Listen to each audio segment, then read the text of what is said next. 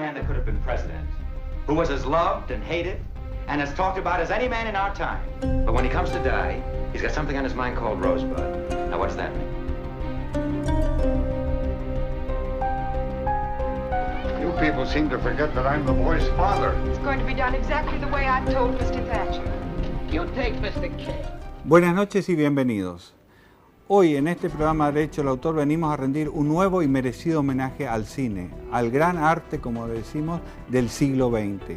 ¿Por qué? Porque en esos 24 fotogramas por segundo se plasma todo el arte anterior de la humanidad. Y estas obras maravillosas, esta noche vamos a contar con un asesor especial.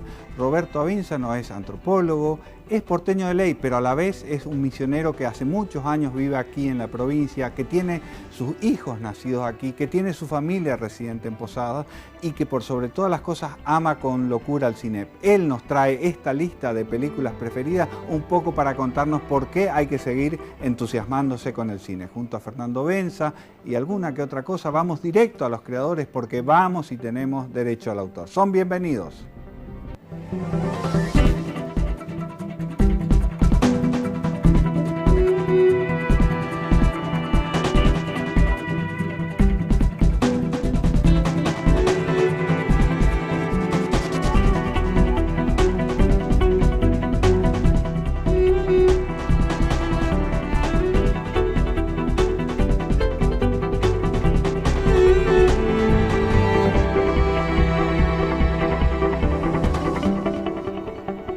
Bien, estamos con Roberto Avínzano. Bienvenido, Roberto, y muchas gracias por estar aquí. No, muchísimas gracias a ustedes por invitarme. Es un gusto y sabemos que te gusta. Yo de años atrás ya te escuchaba en un programa de radio con el doctor y con otra gente que transmitían esa pasión por estos, como digo yo, 24 fotogramas por segundo. Contanos algo. Bueno, primero fui un espectador de cine desde mi infancia, pero después en los años 60 ya me lo tomé un poco más en serio. Y entonces me vinculé con todo un mundo que en Buenos Aires pretendía filmar cortometrajes, hacer los cursos del Instituto de Cinematografía. Entiendo. Entonces yo tuve la suerte de asistir a las clases de Manuel Antín durante un año y ver todas las películas que tenía almacenado el Archivo General de la Nación, porque ahí se daban las clases. Y después había debates sobre las películas, etcétera. Y un poco más adelante trabajé en algunos guiones de películas y más tarde di clases durante unos 3 años de historia del cine y de lenguaje cinematográfico, digamos, de cómo se construyó a través del tiempo el lenguaje cinematográfico. Estamos viendo El Ciudadano, Citizen Kane, como digo yo, y realmente creo que está muy bien elegido. Decile algo, vendela la película esta. El Ciudadano es una película del año que nací yo. Algo tiene que ver. Y no le dieron el Oscar porque se lo dieron a una película absolutamente trivial y olvidable, que la novicia rebelde, creo que era, o algo alguna de esas, que por supuesto a mucha gente le habrá gustado. Esta fue una película revolucionaria en muchos aspectos. Además de disfrutarla como película en sí, se puede ver en esta película una serie de innovaciones que hizo Orson Welles, como por ejemplo filmar toda la película con iluminación artificial, cosa que no se hacía porque por algo se eligió Hollywood como para montar una industria cinematográfica, porque se filmaba sin techo, los estudios no tenían techo, se usaba la luz natural. Se filmaba de día entonces. Exacto, entonces lo que hace Orson Welles es empezar a filmar en estudios cerrados, a usar el sonido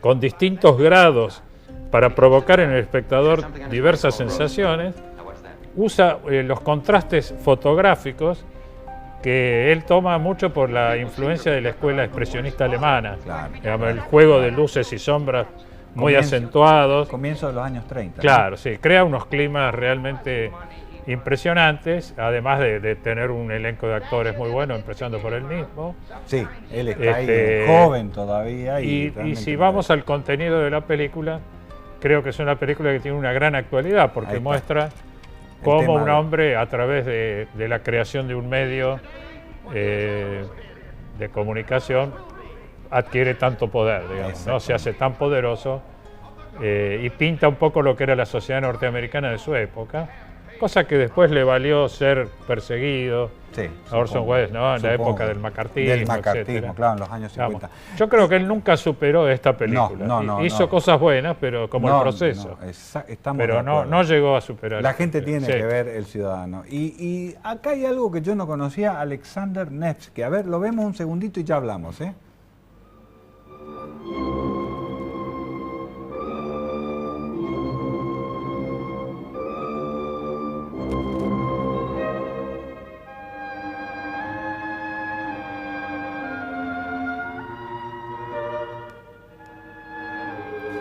Año 1200, los alemanes o germanos quieren invadir y conquistar Rusia. Básicamente eso parece, ¿no? Sí, en realidad esta es una película de Eisenstein que yo la elegí cuando vos me pediste que eligiera, me costó mucho elegir y dije, bueno, una película de Eisenstein tiene que haber. Pero como todo el mundo ve siempre El acorazado Potemkin o Octubre, claro.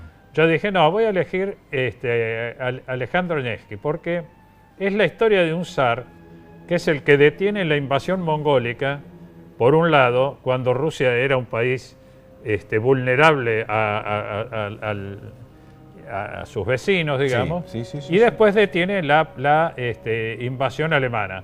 Una invasión que Eisenstein la muestra con una estética que evoca lo que después serían los uniformes y los estandartes, etcétera, del nazismo, digamos.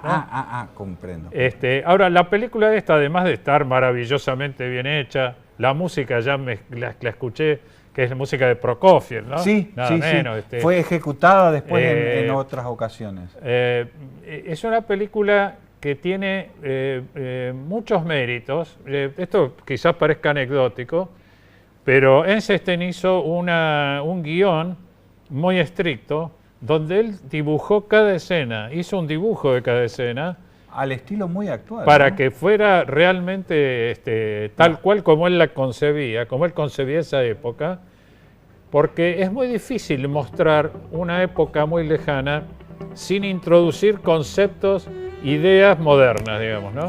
Entonces uno ve una película norteamericana de romanos y los escucha hablar, y hablan como si fueran norteamericanos del barrio de al lado, digamos, ¿no?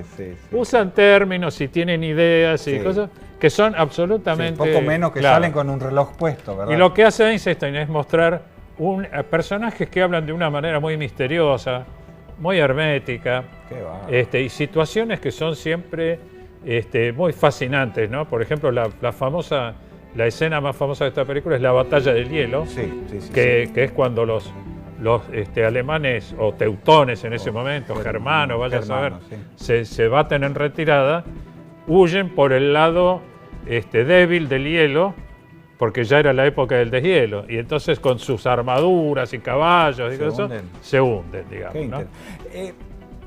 Cruzamos el océano, nos venimos a Brasil y tenemos Dios y el Diablo. A ver, ¿cómo es eso? Dios y el Diablo en la Tierra del Sol es una película que yo considero que es quizás la más latinoamericana de todas las películas. El argumento es relativamente sencillo, muestra una pareja de campesinos del nordeste que en medio de una gran sequía deciden migrar y en esa migración se cruzan con un movimiento mesiánico, un Santone, totalmente fundamentalista y terminan en el mar, digamos, ¿no? Porque todos los movimientos mesiánicos de Brasil, y esto es una vieja tradición que viene de los guaraníes, y que es la búsqueda de la tierra sin mal, buscándola en el mar y en el océano, ¿no? Hacia el este. Y resulta que se encuentran con que este Santón es un poco menos que un psicópata que hace sacrificios humanos, etc. Entonces huyen. Y en esa huida se encuentran con los cangaceiros. Los cangaceiros son unos bandidos que no tienen ideología política, que simplemente son hordas de bandidos. De empobrecidos que viven, digamos, con sus propias leyes, etcétera. Y ellos se acoplan, digamos, y viven un tiempo con los cangaceiros hasta que empiezan a descubrir las atrocidades que estaban cometiendo. ¡Qué película! La mujer es violada por el jefe de los cangaceiros. Bueno, es una atrocidad. y entonces terminan huyendo. Y Glover Rocha, que es el director, un director extraordinario, la película en realidad hay que verla porque toda la sustancia está en cómo está mostrada, termina, la moraleja sería, la tierra no es ni de Dios ni del diablo, sino de los hombres, ¿no? Quiero hacer un aporte. Tanto Alexander Nevsky como Dios y el Diablo en la Tierra del Sol están en YouTube. Las dos películas enteras se las pueden ver, así que la gente que tiene, que anote, que apunte estos nombres porque vale la pena. Tenemos otra, Roberto. Todas las películas que yo elegí, todas se consiguen, todas se pueden ver. Eso es buenísimo. Sin aliento. Sin aliento es una película de Jean-Luc Godard. Jean-Luc Godard era un crítico cinematográfico. Eso no sabía. Que hacía unas críticas muy duras al cine convencional. Claro. Al cine convencional. ¿Esto es cine noir que dicen? Esto es la Nouvelle Vague. Nouvelle Vague. La nueva ola, digamos, de Francia. Esta es la película que inicia la Nouvelle Vague, de la cual participaron Claude Chabrol, por ejemplo, Truffaut, François Truffaut, Louis Malle, Robert Bresson, Alain Resnais. Fue una época de gloria del cine francés. Realmente. Y esta película tiene también una serie de innovaciones en su forma de expresión, que sería un poco tedioso explicarlas aquí, pero, de relato, pero dos o tres, digamos. Por ejemplo, uno está acostumbrado a ver en un diálogo de dos personas que están así enfrentadas juntas, una cierta continuidad. Él rompe eso, que es lo que se llama el raccord. Él rompe el raccord. Entonces el diálogo empieza acá y se continúa con los personajes caminando y así sucesivamente. Es decir, el diálogo sigue siendo el mismo. Pero la imagen, ambiente. Exacto. Bueno, eso se usa en el cine posterior y después. Eso ahora nos parece natural, pero en esa época la gente no entendía. No. Le costaba innovador, era un disruptivo. Sí, digamos. le resultaba. Bueno, todo eso, la historia del cine es la historia de cada hallazgo.